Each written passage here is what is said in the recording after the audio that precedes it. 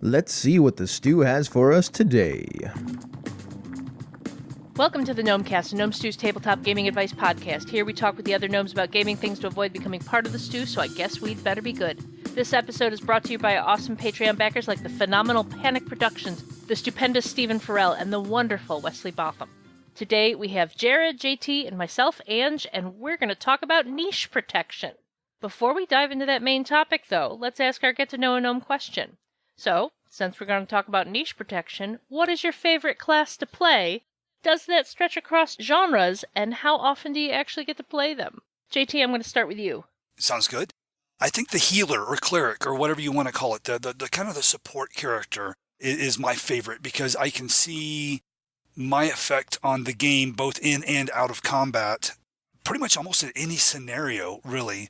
And I also tend to try to throw in a little bit of charismatic leadership. Mm-hmm. So not that I want to be the leader of the party, but for the villagers are upset with us because during the tavern brawl, we burned down their favorite tavern and we need to settle them down. I can use some charisma type stuff to hopefully not get, hung, drawn, and quartered. What was it they called that type of character in 4th edition? I was the leader, I believe. Was it a leader? Controller, leader, something like that. I didn't get too deep into 4th edition. I actually did write down all of the roles from 4E because that might be cogent to this discussion. Nice. Controller, defender, leader, and striker were the 4 archetypes. Okay. That's right. Yeah. So that's kind of my go-to is your back of the party. I'm going to sling some healing up front, some buffs, maybe a little bit of control on the bad guys with like a hold person type thing or some such like that. That's kind of my go-to. How often do I get to play it? Probably as often as I want because nobody wants to be the healer. So fortunately, my gaming group is very nice to me and they don't make me be the healer every time. So come on, man, we need a cleric. Right. Yeah, so I probably play it 1 out of every 3 campaigns that I'm in. I'm the cleric type, so. How about you, Jared? When I was younger, I would have emphatically said ranger because Aragorn is like my absolute favorite character from fantasy, followed by like Fafhrd from Fafhrd and Mauser. So I definitely liked that ranger type, but as I got older, especially when I was GMing a lot more and not playing as often, when I did play, I am a lot like JT. I've moved into that role where I'm playing the healer support character type person. And it has kind of crossed genres because when we played Force and Destiny, I was the Ithorian healer that ended up falling to the dark side because I learned I could turn organs inside out with reverse healing. Nice. And but in our current campaign, I've been the healer type, and also like JT was saying, I don't necessarily want to make party decisions, but I like being the person that can say, I'm not telling us we have to do this, but I would like to point out that if we do this course of action, here are the consequences for it. I'm just laying this out to you, which is kind of almost like an extension of what I do when I'm GMing, and I say, do you really want to do that? Nice. Yep. How about you, Ange? What's your go-to? Oh man, mine is the rogue. I like my stealthy, dexterous characters who can get anywhere, do anything, and cause a lot of damage. How often do I get to play them?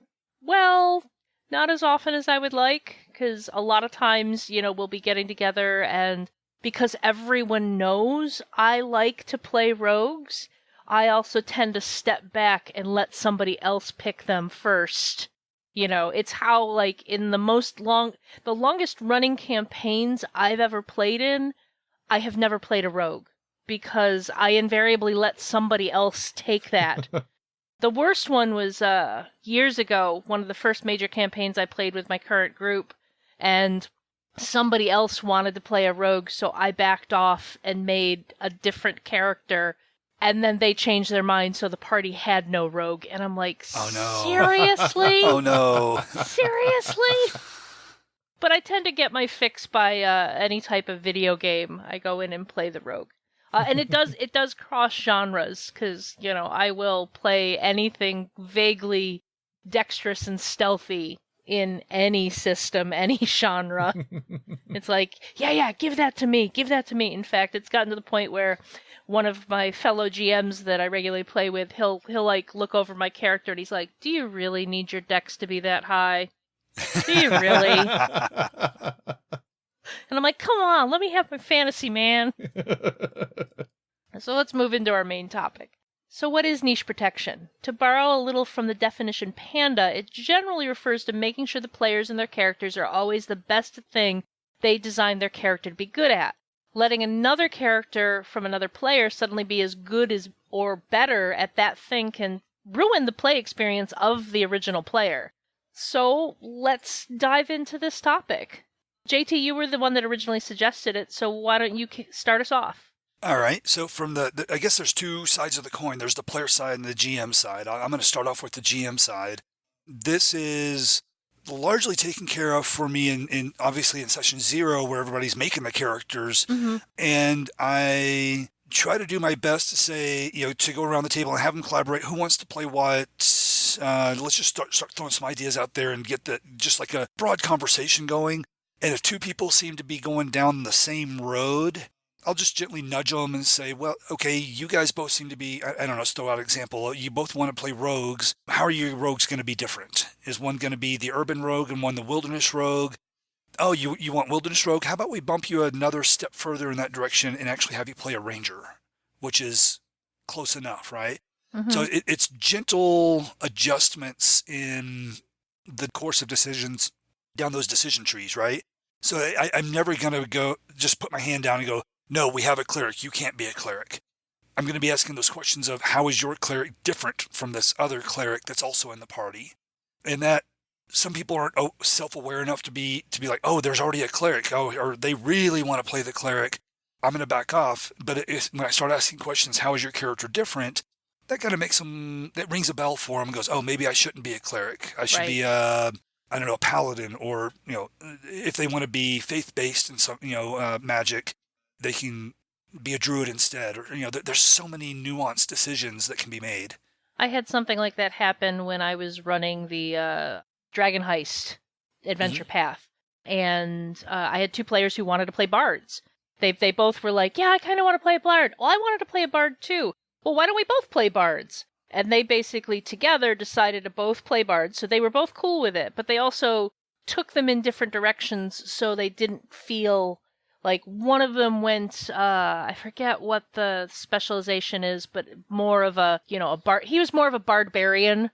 He was more of a physical fighter type, whereas she went more of the knowledge, traditional, like storytelling type of bard. Right. But they worked well as a team together, even though they drove the rest of the party crazy. Of course. It's two bards in one party, yeah. How about you, Jared? How do you handle it is from the perspective of a GM? What's interesting is I just recently listened to the Gnomecast, which talked about table size, and I think there's actually a little bit of overlap between the concept of niche protection and table size, because to a certain extent, when you're playing a game that relies on archetypes that have certain things that they're good at, I think it's important to know and understand those archetypes, because when you start having more players than those archetypes, you do start naturally having people that can't avoid stepping on the toes of other characters. Right. I've gotten to the point now where I used to have 6 people, and then I would feel guilty and open things up to 7 people. And I realize now, like, for example, in D&D, I really like to keep things down to 5 people. And what that means is that goes back to like that 4th edition idea when it comes to like the tactical combat of you have your controller, your defender, your leader, and your striker. Mm-hmm. Your 5th person can be something that flexes in and out between one of those things, or you can double up on a role, but you're not having multiple people trying to do multiple things all the time. I know 4th edition gets a lot of flack, but I appreciated the way they kind of did that and kind of took different character concepts and like, this character is like the not warden, but the warlord. Was that warlord? One? Yeah, the warlord. Uh-huh. This is basically a fighter type, but they're a leader, so they have all these other abilities that do the leader type things. They're a bard, but instead of telling you stories, they're telling you tactics. Yeah, or like I had a I forget what the name of the class is now, but it was basically a wizard for God. It was basically the invoker? Yes. So basically a religious type of caster. So it was that controller type, but, religiously themed instead of arcanely themed. Right. And that's one way that the niche protection can come around is your theme and style. Mm-hmm. You can have two characters with the exact same abilities, die rolls, add-ons, all that good stuff. And if their style, which that's where like 5th edition does well, is with the backgrounds, because that brings in a different style or flavor to the character, that can just drastically change things so that even though they both swing a longsword and do a d8 plus 2 damage or whatever it is, if one is, charging in up front and the other wants to dance around the flank on the side, that's two different characters. Mm-hmm. So I like the different games that provide different thematic applications to the character. Because then when you have the 6 people but only 4 roles, 2 are going to be duplicated, that's okay. Yeah, that's a thing that I was thinking about as I was throwing together some thoughts on this topic this morning, was a lot of times when we define these niches, and obviously we're talking about a more tactical game like D&D here, there's other games where this doesn't apply even remotely. Correct, yeah. But, like, even in a game like D&D, we often look at that, what are their niches as far as tactical, but we don't look at what their niche is when it comes to outside of combat. And I was trying to define what would those be, because we often think about a face, but we kind of tack everything onto a face. This person's good at talking, but really there are multiple roles even within the social interaction. You have the face that's good at talking to people and getting people to like them. You have the heavy that's good at, like, saying, you shouldn't do that right now, and they're good at intimidating. You have, like, the silver-tongued person that is good at getting you out of trouble after you've done something stupid, often by lying. Yep. Invaluable. And then you also, there's a certain value to having the sage that understands the context to where they can tell you, you know what? I may not be the best person to say this, but that guard will take a bribe, that one won't. Right. And those are kind of the niches that we don't look at as much as the tactical side of things.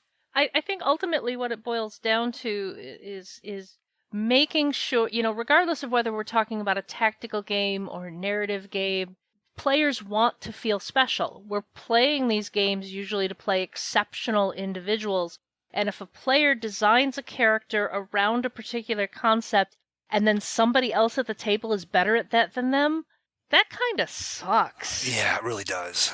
It really does.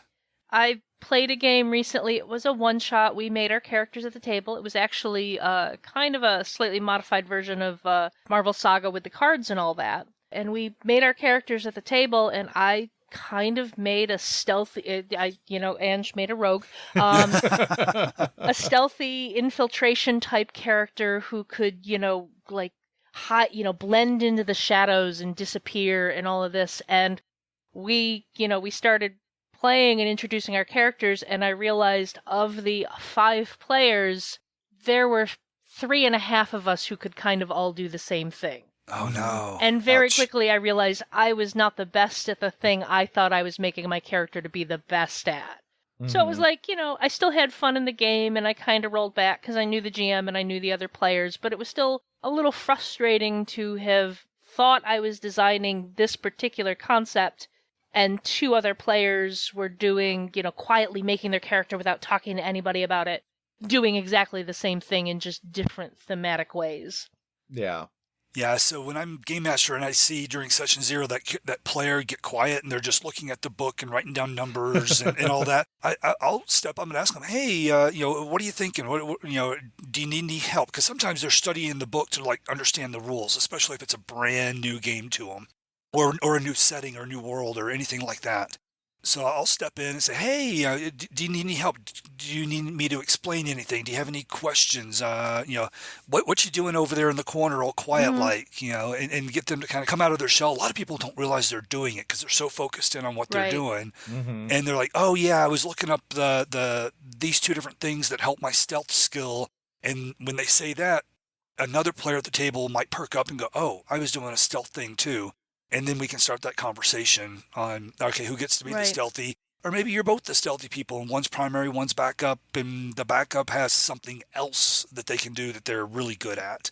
Night's Black Agents has basically recommends having everyone make their characters together, and as part of making the characters together, you make sure all of the skills, I forget what they call them in Night's Black Agents, but all of the investigative abilities are covered. Yeah. So at least one person in the group has a point or two in everything. Mm-hmm. And that helps spread the things out, and there will always be somebody in the group who understands that particular topic. So if there's a clue related to that subject, you can give that information to that player without having to try and finagle it into another investigative ability. Right. Mm-hmm.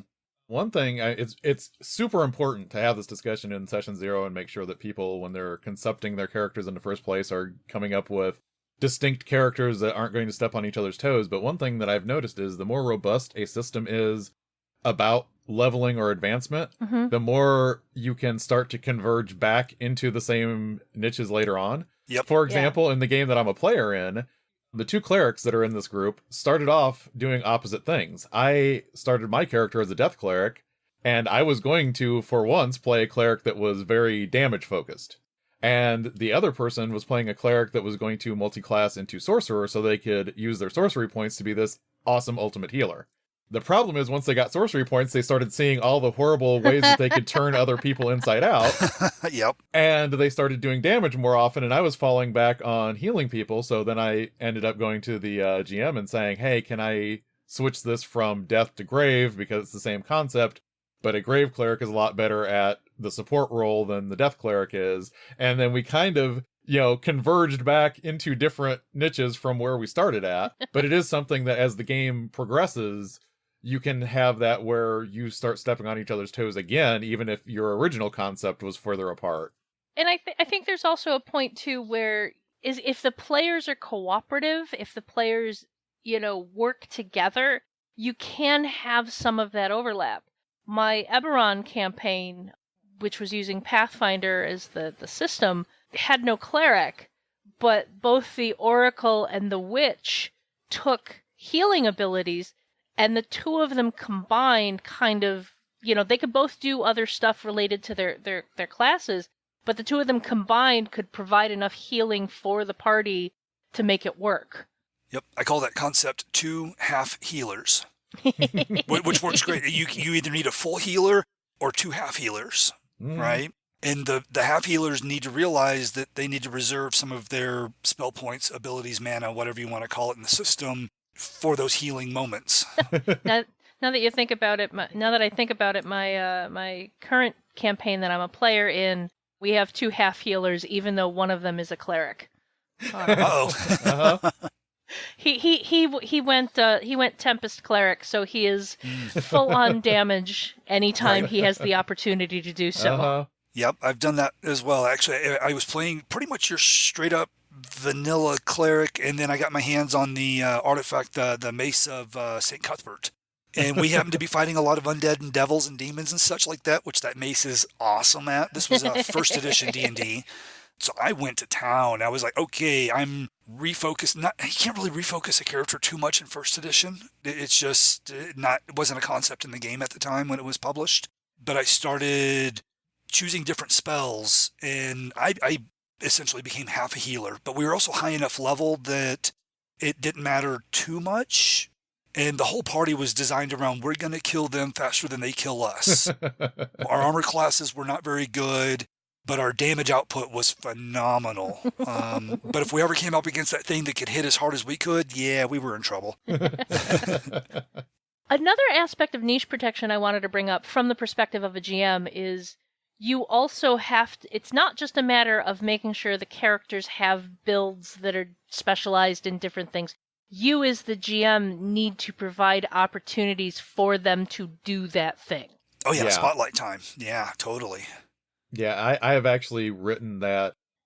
I wrote an article when I was talking about like notes that I'll leave myself on Post-its for, to slot into scenarios. And I have done that several times where I'll put on a Post-it like, make sure you hit on so-and-so's ability to do this. And I'll stick that on the page, and once I've done it, I will take that off and put it there, and maybe find somebody else's niche that hasn't gone for a while and stick that into my notes, and it'll be kind of like a floating reminder for me. Years ago at a con, I jumped into a D&D game figuring, I'll pick the warrior, I just want to hit some things. And the GM never gave us anything to fight. Oh no! I mean, the concept was silly. It was basically we were a bunch of kobolds. We all had character classes, but we were a bunch of kobolds going to do a thing, and there was I literally said at the beginning, I'm going to take the fighter because I just want to hit something. Uh-huh. And then at the very end, when we came face to face with an antagonistic dragon, I'm like, I charge it. And they're like, well, that's stupid. And I'm like, yeah, and I told you the one thing I wanted to do in this game was hit something. Yeah. So was this a pre-gen that was a hit something character in a game that you didn't get to hit something? Yes. So, okay, that was a bad pre-gen to put in there, I think. Yeah, it was the GM was not, she was nice, but she was not a really good GM. There was no thought given to balancing the pre-gens with the scenario. Sure. You know? Yeah. I had a campaign that I was in one time, and the GM specifically had roles that everyone was supposed to fill on top of whatever they did with their character. So I ended up taking the bodyguard, and I had to come up with who is this bodyguard going to be within the story that he already had in his mind. And I made a fighter. And I made a fighter that was, just to be safe, because I knew we were going to be on the run and trying to hide this prince from someone. I gave him, this was in 3.5, so I gave him like the improvised weapon and, the unarmed feats, so that, even though he was a knight wearing heavy armor, he could also punch somebody if he needed to, or he could pick up a rock and beat somebody in the head and be just as proficient with that. And I did all of that, and as we got to playing, he hit my fighter with rust monster dust, which destroyed my armor, and I never found any heavy armor again later. We didn't find any weapons, and then he decided, because he was adapting it from a first edition module, he disallowed me using the improvised weapon abilities that I had. So I was a fighter that could basically slap someone ineffectually. My only purpose to the party was to donate hit points so that I got hit instead of someone else. Oh, no. That was a nightmare for me. And also I got level drained by a vampire, so I was 2 levels lower than everyone. So I suddenly didn't have more hit points than other people in the party too. So it was it was terrible. That's the reverse of Spotlight time, right? That is like shoving a character in a dark corner and telling them never to come out again. Yes. Yeah, it as a GM, it is very important that you make sure there is an opportunity for every player to shine. Yes. Yeah. And actually, an idea that just came to mind based off of Jared's tale about his slappy fighter there is if somebody has a area where they shine and you want to challenge that by either negating it, somehow hampering it, that should be very temporary, just as a challenge for the player to think, not the character, but for the player to think, how can I do things differently? And it's also a challenge to the character to, maybe they use a different ability. Well, that's a player decision there, but to really struggle through it. And then when they do get through it, huzzah. I mean, that's an amazing victory there. And then they get all their stuff back. Yeah, that was totally, though, that is the feeling. Like, if this is something for a session, you're challenging this person to do something outside the box. Right. That's interesting. This is like a protracted 4 or 5 sessions, and it's like, oh. Well, if and it's as a GM, you do want to challenge your players. So if your players have a particular tactic, you want to basically give them a challenge that they can't use that tactic.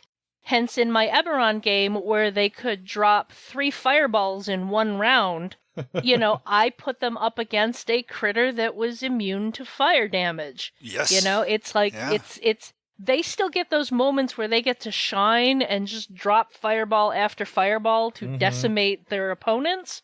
But then there's these occasional times where like, oh, that's not going to work this time. Okay, what do we do now? But you don't want to make that a constant thing. You want to have that be the occasional challenge, whereas other times just let them waltz through the bad guys. Yep. Another topic to consider, kind of the opposite of this, is when is it okay to not enforce niche protection?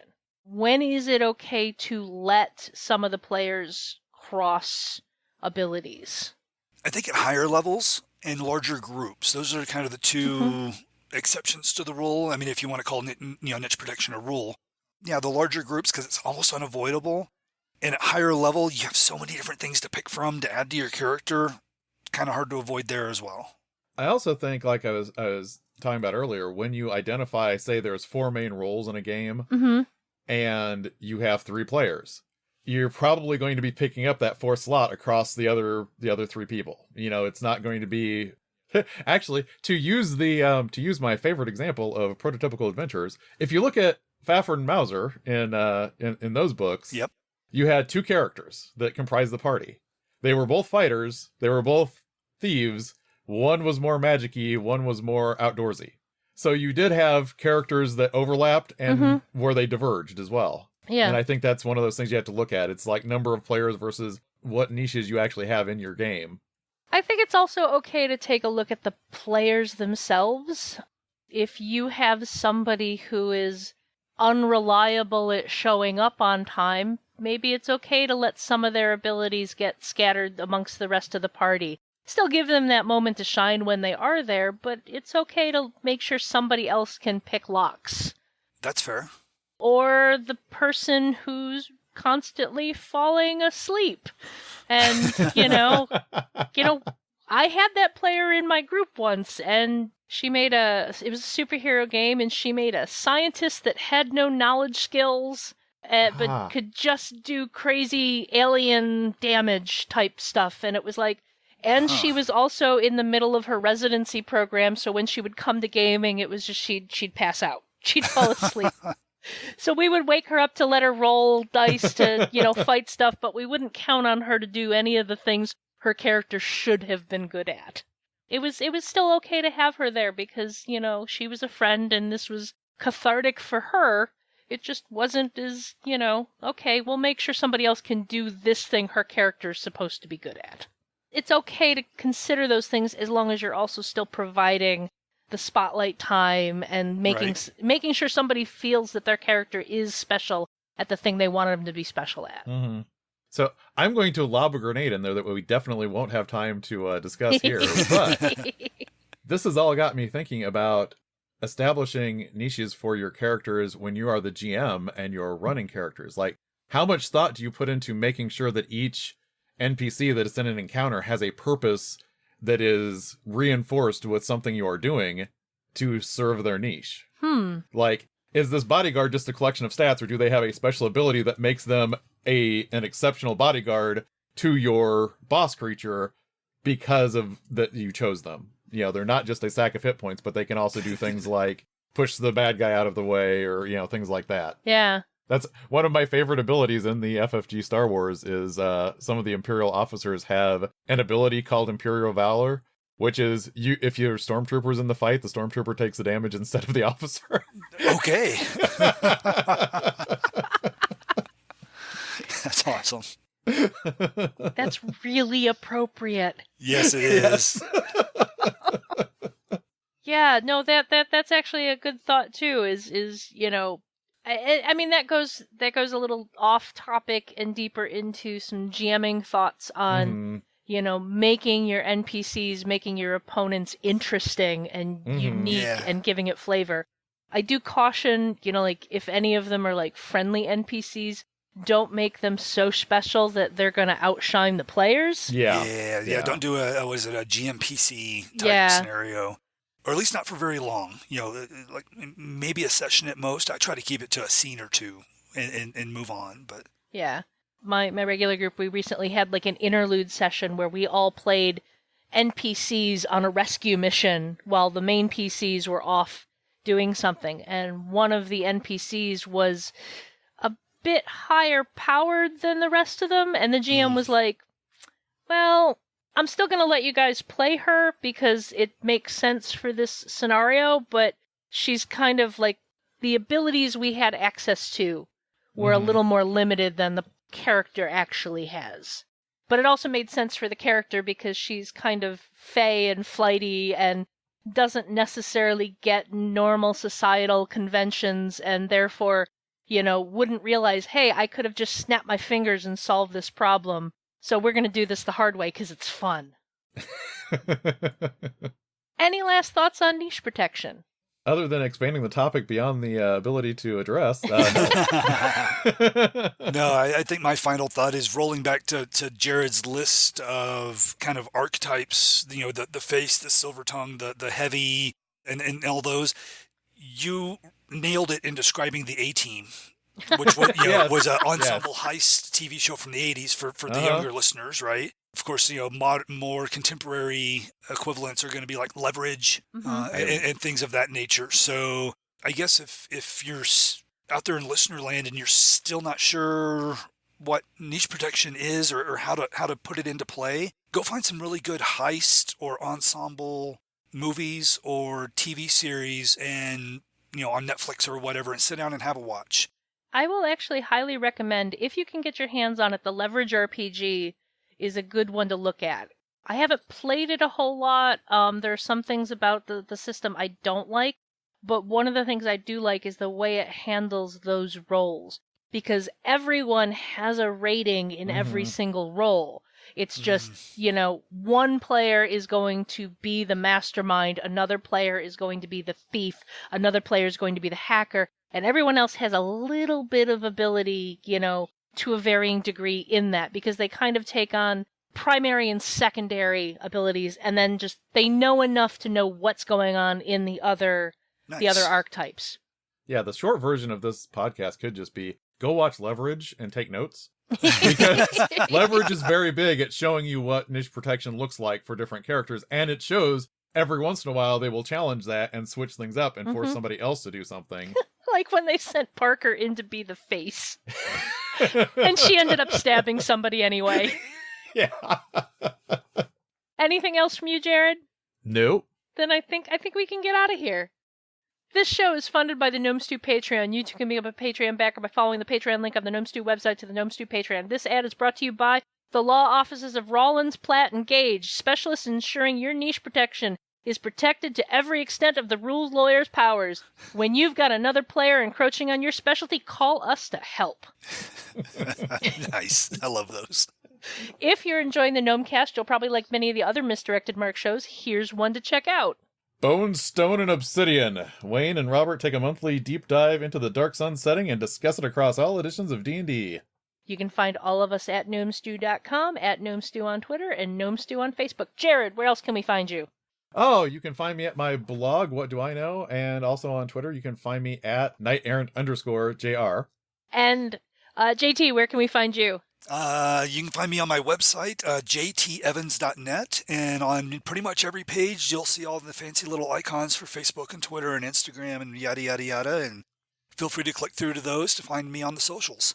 How about you, Ange? Where can we find you? You can find me on Twitter and Instagram at Orikes13, Orikes13. Instagram is just mostly pictures of cats, though, so just be warned. You're following the laws of the internet, then.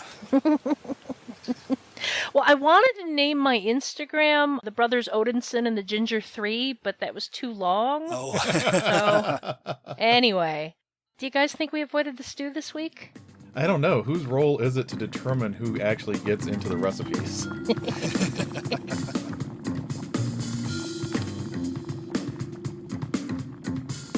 Gnomecast is hosted by Misdirected Mark Productions, the media arm of Encoded Designs.